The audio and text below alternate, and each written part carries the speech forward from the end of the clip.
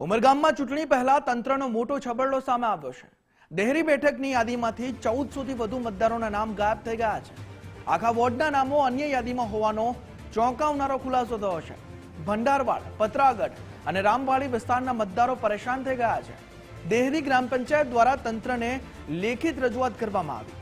ચૂંટણી શાખા અને વહીવટી તંત્ર ભૂલ સુધારવા માટે દોડતું થઈ ગયું છે। આ મસ્ત મોટી ભૂલ થઈ છે કે 1400 થી વધુ મતદારોના નામ બેઠકની યાદીમાંથી ગાયબ થઈ ગયા છે। ત્યારે તંત્રને રજૂઆત કરવામાં આવી છે અને ભૂલ સુધારવા માટે હવે તંત્ર દોડતું થયું છે। અમારા દેહરી ગામના ભંડારવાડ, પતરાગઢ, રામવાડી, બગરિયા અને ભીંડિયા વિસ્તારના આશરે 1400 જેટલા મતદારો જે વર્ષોથી દેહરી ગામના છે, આ બધા મતદારો દહાડ તાલુકા પંચાયત, 3 દહાડ તાલુકા પંચાયતની બેઠકમાં આ બધા નામો જતા રહ્યા છે।